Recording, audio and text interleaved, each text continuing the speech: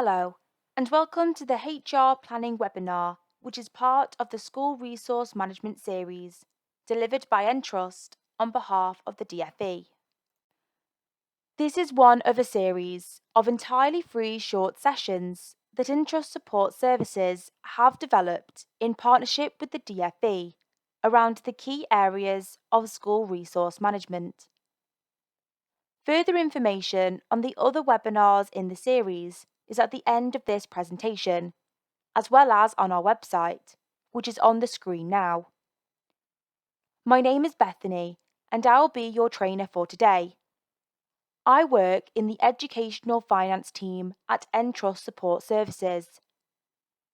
Entrust are education specialists working with all phases of maintained schools and academies to provide them with financial assistance and advice. We have produced a resource pack that will go alongside this webinar. The resource pack contains full instructions for the various websites we'll be looking at throughout the presentation, so there is no need for anyone to take copious notes.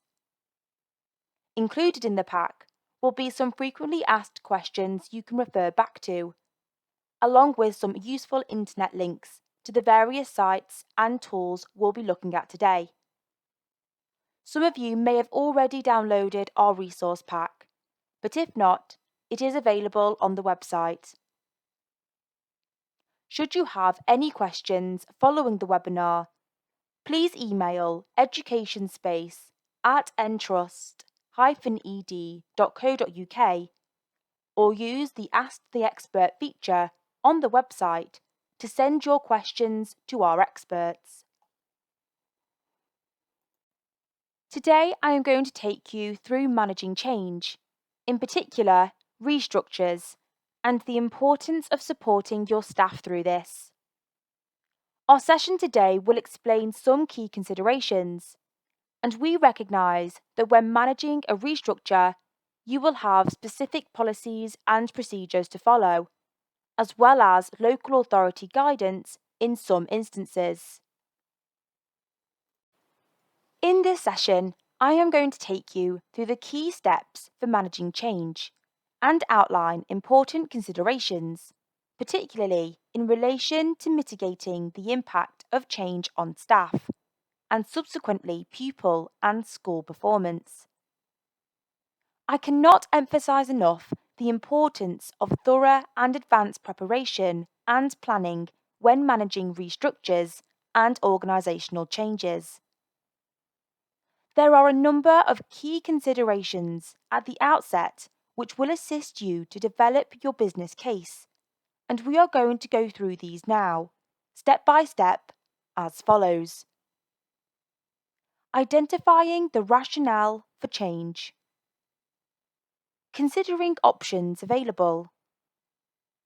Determining the financial impact and impact on staff. The timescales involved when managing a restructure, including consultation requirements, and finally, constructing a business case. Thinking firstly about the rationale for your proposed changes will determine how and when you progress these, which can save time and effort in the long run. As staffing costs can account for in excess of 70 to 80% of an average school's expenditure, structures need to maximise the impact of such high levels of spend. The DfE School Workforce Planning Guidance recommends that schools review their staff structures regularly as part of their annual school improvement, curriculum, and financial planning.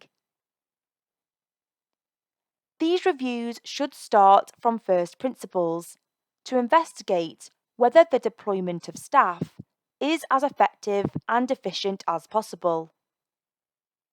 A staffing review is about ensuring that the school is always investing in the right staffing areas and developing and retaining talent to deliver excellent pupil outcomes. The DfE have guidance available for governors at schools and academies, which can be used as a starting point to check if their school is managing resources and finances effectively, the outcome of which can feed into strategic workforce plans and restructures. When you have considered what changes you wish to propose and why, there can be merit in discussing these with key stakeholders on a confidential basis.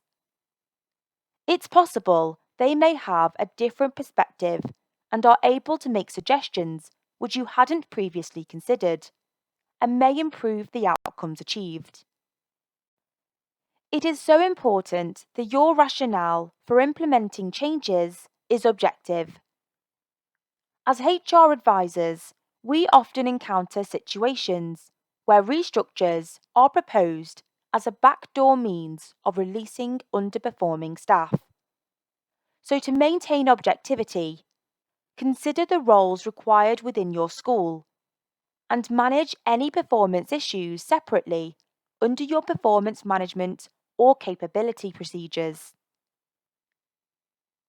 If you decide to proceed with your proposals, then your business rationale and proposed changes will need to be presented and justified to a number of different audiences, including, for example, your decision makers, chief finance officers, and ultimately, staff and their representatives. It is imperative, therefore, that you have a clear objective rationale for your proposals as they will be challenged. Once you are clear on what you need to do and why, the next step is to consider options which will achieve your restructuring goals, bearing in mind that one size does not fit all. The timescales in which the changes need to be made can influence how you implement them. As much forward planning as possible can help, and where possible, having a 3 to 5 year plan will allow you to consider natural turnover, anticipated retirements, for example. Where you expect to reduce the number of roles, this forward planning can help to keep costs to a minimum. This approach also provides time to consider succession planning, thereby developing and retaining current talent within your school. A longer term plan also enables future pupil numbers to be taken into consideration when forecasting staffing requirements and supporting structures. Other options which can be considered include consideration of flexible working patterns. In the event that headcount reductions are required, consideration can be given to any temporary arrangements currently in place, such as ending fixed term contracts and reducing cover for temporary absences. The redeployment of any subsequently displaced staff can assist to retain talent as well as keeping exit costs to a minimum. These situations need to be handled sensitively in order to maintain the engagement and motivation of those affected. Whilst redundancy and/or voluntary redundancy are considerations, they may prove expensive and therefore it is worth considering all options to try and avoid this.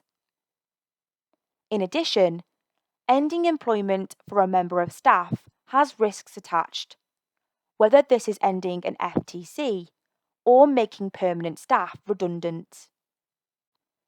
In addition, the Chancellor has announced an extra £2 billion net for schools in each of 2023 to 24 and 2024 to 25, which should reduce any chances of redundancy in the school sector. Nonetheless, it's important that we cover all aspects of HR planning. When considering a restructure, it is imperative that you review and follow your policies and procedures, and any legislative requirements from the outset. In doing so, you may find that these influence the timescales for implementing your changes, as well as your approach for managing the proposed changes to your structures. This list provides examples of the types of policies you may need to refer to, and range from managing change and restructures right through to managing and supporting the health and well-being of staff. I appreciate that they may be known by other titles within your school. A number of schools also have employee assistance programs in place, and where this is the case, it is worthwhile checking the scope of services they offer staff, so you can signpost staff to their support if appropriate. Financial challenges are often the key drivers for implementing changes to a structure. When considering your proposed changes, it is important that you access accurate staffing information, such as job titles, salary banding and grades, length of service for staff occupying the roles affected. In some instances, there will be costs associated with implementing changes to your structures. These can be direct costs associated with staff changes, such as redundancy, pension strain costs, notice payments, and salary protection costs. In some instances, these can be substantial, and it's recommended that you obtain estimates in advance to determine whether your proposals are going to be viable and achieve the outcomes you require. The government are currently consulting on capping exit payments, the outcome of which could have an impact, so please keep a lookout for updates on this. In some instances, restructures may be as a result of new ways of working, centralising functions and activity, implementing new IT systems which require different skill sets, and ways of working. The cost implications of these changes need to be accounted for. It is worth considering doing a cost-benefit analysis, for example, a SWOT, where you consider and collate the strengths, weaknesses, opportunities, and threats for your proposals. If you are needing to invest in systems, or have costs for implementing a restructure, for example, consider how long will it be before the savings can be realised. Undertaking this level of analysis at this stage will determine whether your changes are going to be cost effective and will take wider implications into consideration. Also consider as part of this what may mitigate the potential costs. As I have previously referenced, suggestions such as redeployment of any displaced staff may help. If your proposals are approved, it is possible that in consultations with staff and/or representatives, they may suggest options which will mitigate the impact of proposed changes. But you cannot rely on this happening, so you need to consider worst-case scenarios. When considering how we deal with change, it is important to consider the impact these changes will have on staff. As people go through any change process, it will take a period of time for changes to be accepted. The change curve is a popular model which can be used to understand the stages of personal transition people have to make. Most people go through stages 4 as they adjust to change. Stage 1 is where many people experience shock or denial. Even if people understand why changes are happening, this is when the reality of these hit them, and people will need time to adjust.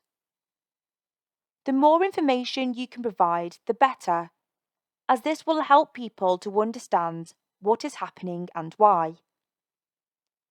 Communication is therefore vital at this stage, and it is important staff know who to go to for more information. Stage 2. Once the reality of the change starts to hit, staff often react negatively.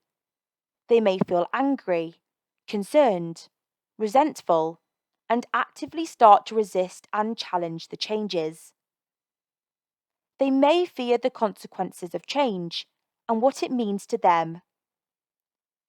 As a result, disruption may be seen, which needs to be carefully managed to minimize its impact. Keep communication clear and keep support channels open. By stage 3 of the curve, staff start focusing on what they have lost and start to consider and accept that they need to adapt to changes, albeit timescales for this will vary amongst staff. This is really the turning point, so it is important to keep up the communication and engagement and provide support.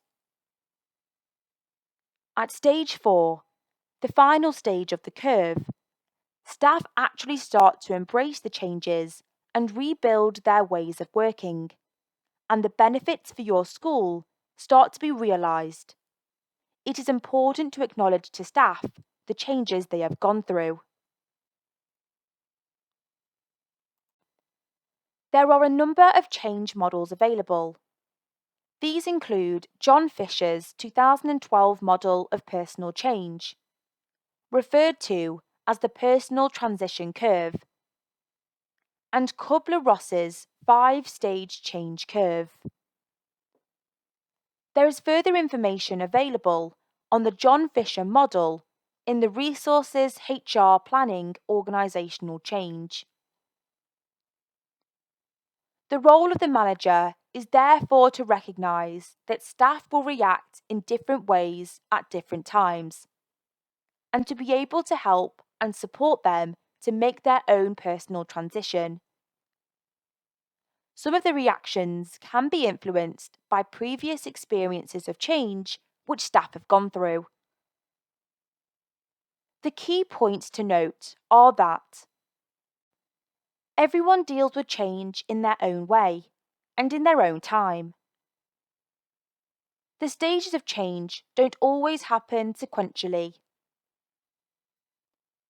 Stages can be repeated, and different stages can be present in one moment.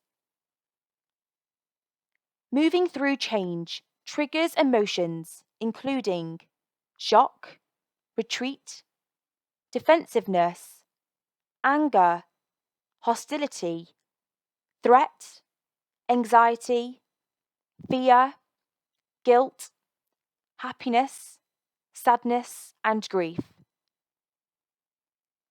Where change affects groups of staff, one person's emotions can impact on others. Sometimes people are not aware of what they are feeling. Being aware of your own and others' emotions will help you choose how to manage changes and to be respectful of yourself and others. One of the key factors in supporting staff is ensuring they have access to accurate and timely information regarding the proposed changes, and providing opportunity for open and honest communications and conversations with them. Listening and responding to staff feedback is crucial to achieve engagement throughout the implementation process.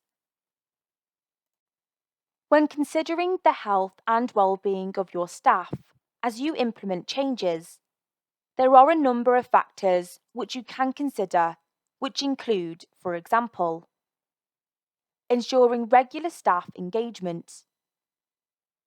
Identify change champions who are staff supportive of the proposed changes and can speak positively around these. Staff are inclined to listen to them. Provide clear, timely communications and consider in advance what queries staff may have. You may wish to provide an FAQ for them to ensure consistent messaging. Consider what help and support they may need, and also ask them what they may find helpful. Don't assume. Provide clarity on what to expect and when, so they have as much information as possible. Ensure staff have one-on-one time with those leading the restructure and consultations. And ensure managers make themselves accessible should staff want to talk to them. If there's potential changes to the financial position for staff, provide estimates for what they may expect.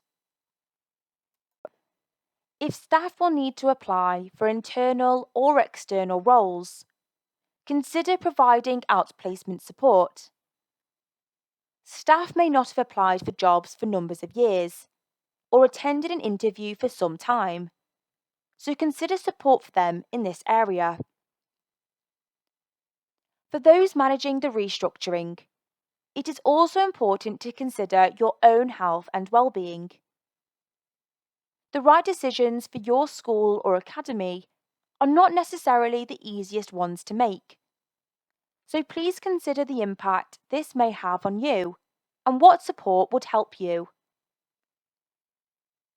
The time required to implement restructures can also have an impact on the workload of managers involved. So when planning the process and timeline, take this into account and consider what support you or your managers will need for this. We have included in the toolkit on the website suggestions for accessing wellbeing support for you and your staff. So when considering timescales to implementing a restructure, there are a number of considerations. Reviews should be carried out in line with curriculum and school development planning. Typically, a review of a staff structure will begin in early autumn, with initial planning during the preceding academic year, but other factors may influence the timing. A detailed timeline for implementing your proposed changes need to take account of any policy requirements, contractual requirements such as notice periods, and statutory requirements, a key one of which is the consultation periods and timescales required should there be any appeals lodged by staff. Following a fair redundancy process requires following your policies, which include consulting staff and collectively consulting staff if more than 20 are at risk of redundancy. Your policy may state different to this. In terms of statutory consultation requirements, there is no minimum statutory period for consultation if there are less than 20 redundancies being proposed. However, consultation has to be meaningful, otherwise it could be deemed to be unfair. Again, your policies may state a specific consultation period which are in excess of the statutory minimum, so please refer to these in the first instance.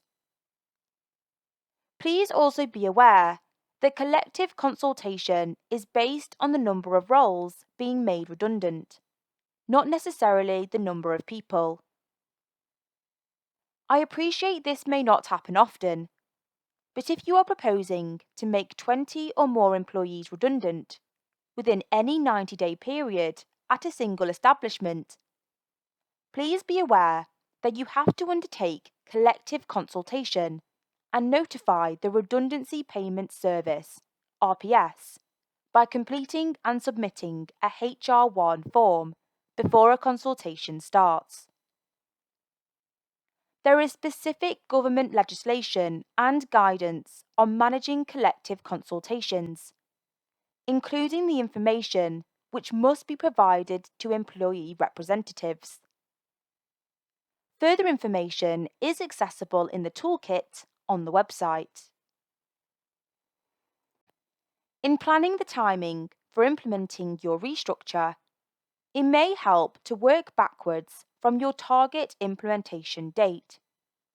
And from this, determine when you need to start the process, taking into account consultation periods, time for appeals, notice periods, etc. As you are possibly aware for teachers, contractual notice is 2 months ahead of a termination date of the 30th of April or 31st of December, and 3 months ahead of a termination date of the 31st of August.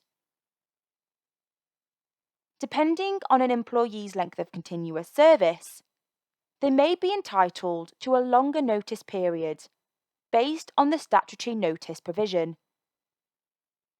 This equates to 1 week for each completed year of continuous service, up to a maximum of 12 weeks. You therefore may need to provide up to 12 weeks' notice for some staff. Support staff do not have any set dates during the year when they can leave their roles, so there is more flexibility on timing. However, they will still be entitled to the greater of statutory or their contractual notice, which likewise can be up to 12 weeks. This really does highlight the need to start planning early. In summary, and in preparation for the next step of developing your business case, here are some considerations. Have a robust and genuine reason for the changes and any resulting redundancies. These will be challenged and need to stack up. If the changes will result in a redundancy exercise, determine which roles are impacted and how you have determined your pool of selection. When selecting staff for redundancy from a pool, ensure you propose a fair method of selection. The method for this may be detailed in your policies and procedures. Consult with staff and representatives and ensure your timescales allow for this. When communicating and consulting, don't forget to include staff who are absent. Consider and respond to suggestions which could mitigate the need for redundancies. It is important to listen to suggestions and reflect on these. This really requires you to use your active listening skills and not to be or appear to be defensive if you feel they are critical of the proposed changes. Consider alternative employment if staff may be displaced, and any support they may need if they need to apply for roles. Ensure you capture and report all associated costs and savings for making the changes. You don't want to implement something and then realise it's not going to realise savings you anticipated and committed to achieve. Restructures need to be managed effectively and consistently, so ensure those involved have the knowledge and skills and capacity to deliver their actions. Once you have a strong business rationale for implementing changes and are confident that it will realise the required outcomes, you should consider developing a business case summarising the changes which can be presented to decision makers for their review and hopefully approval.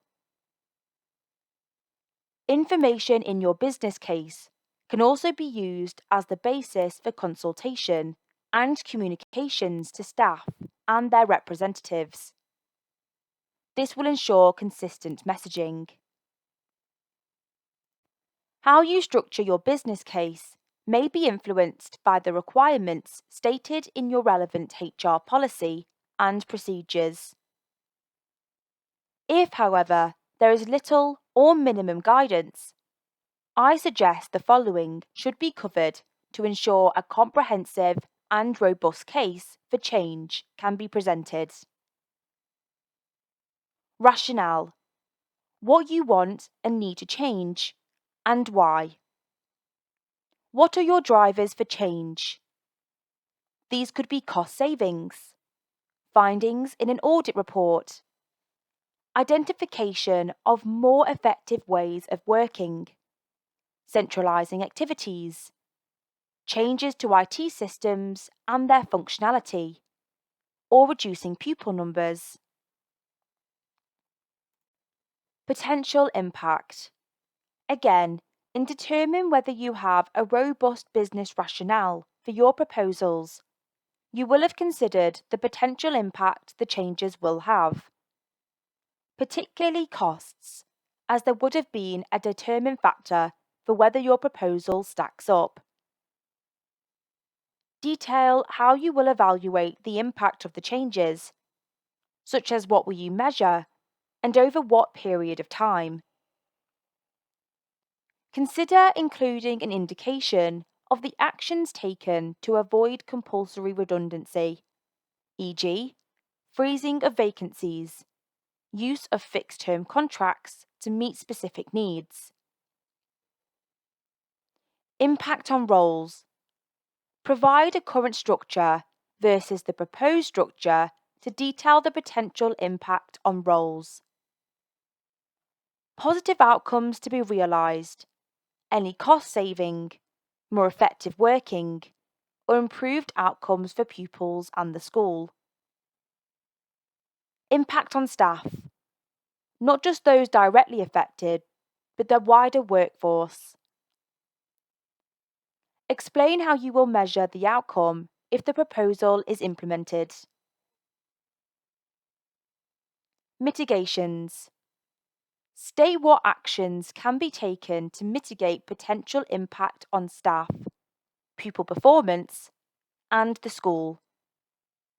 If there are costs associated with these should be included in your business case. Timelines.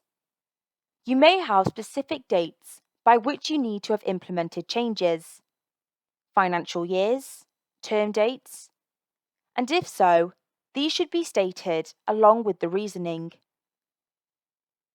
Detail your timeline for each stage of activity and associated actions. This will help to monitor progress should your proposal be agreed.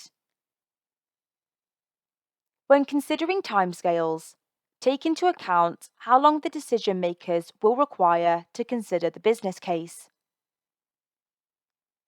Other considerations, which we've already touched upon, include timescales detailed in your policies and procedures, consultation time with staff representatives and staff, provision of information, and issuing staff communications. Term dates, accessibility of staff, unions, and governors, their working patterns and commitments. Appeals and notice periods should you need to issue notice of redundancy. Roles and responsibilities. It is also important to consider who needs to be involved in managing the restructure, so that roles and responsibilities can be explicit from the outset, and managers are clear on what's expected of them. Also discuss any training required by those managing the restructure and any impact this may have on timescales and costs. Decisions required. It is also important to be clear in your business case on what decisions and approvals you require, by whom, and by when. This can save time in the long run. Should it be of assistance, we have provided a suggested format for structuring a business case, and this is in the toolkit on the website. Once the changes have been implemented, it is important to follow through on all associated actions, which, depending on the extent of changes implemented, may include issuing new contracts or variation to contracts for staff, where job descriptions have changed for individuals. Ensure they receive a copy of the new or revised one if they haven't already through any consultation arrangements. Also include a copy in their personal file for future reference. Where changes have had an impact on employees' pay, ensure payroll are advised of these changes in a timely manner. In doing so, you may need to consider the payroll processing cut-off dates and be sure to advise staff when they will receive any payments due or changes to their salary. In summary, I would like to provide the following suggestions to assist you in implementing changes to your structures. Do workforce planning. Review against financial forecast. Do prepare, plan, and organise well, and involve others. Do have a clear objective rationale for change. Do communicate throughout. Listen and respond to staff feedback. Do consider and evaluate risks and benefits. Do have up-to-date policies and procedures in place. Do keep things as simple as possible.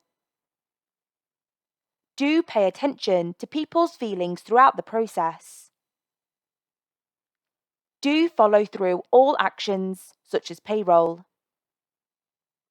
And finally, do seek HR advice at the outset. There are also some behaviours which are best avoided. Don't procrastinate.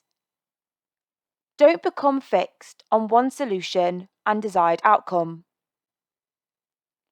Don't try to use redundancy to manage poor performance or difficult staff. Don't try to do everything yourself. Don't assume people won't mind the changes when they get used to them. Don't carry on regardless. And finally, don't forget to allow enough time. And finally, the following can help in achieving positive outcomes from organisational changes. Having levels of strong leadership in place gives the staff confidence in the business rationale from the outset. Having emotional awareness and empathy makes leaders more approachable and supports and maintains higher levels of staff engagement. This, along with effective communications with the whole workforce, not just those affected, are examples of what can make a difference to the outcomes of the changes you implement. Change processes followed need to be transparent and fair, and as such, can also reduce the number of appeals and grievances, etc. raised as a result of implementing changes. Staff may not like the changes, but you want them to understand the need for change and to see and experience a fair process in managing these. Consider the well-being of staff and those managing the changes. Whilst implementing a restructure will have a direct impact on specific roles and staff, there can be a ricochet effect across the organisation. Staff talk and messages can become confused. Make sure you lead and manage the communications to avoid this. Finally, we have made reference to further information accessible to you. This is located on the website where you reserved your place. We hope you have found today's presentation helpful for managing any changes and restructures going forward. This is one of a series of training events being offered, and I will share details of the others with you. In the meantime, I would like to thank you for your time and participation today. Please be sure to check out the other webinars in this School Resource Management webinar series.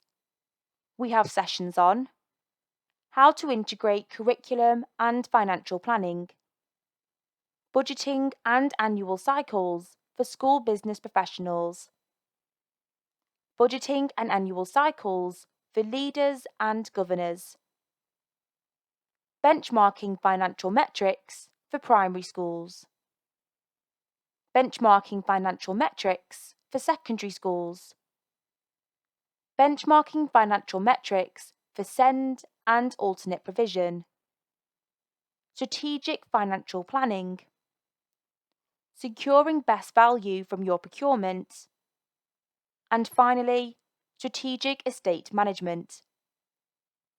To book your place on a course, please visit www.schoolresourcemanagement.co.uk.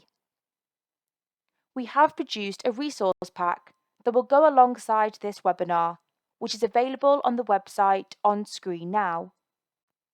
Should you have any questions following the webinar, please email educationspace@entrust-ed.co.uk or use the Ask the Expert feature on the website to send your questions to our experts. Thank you and goodbye.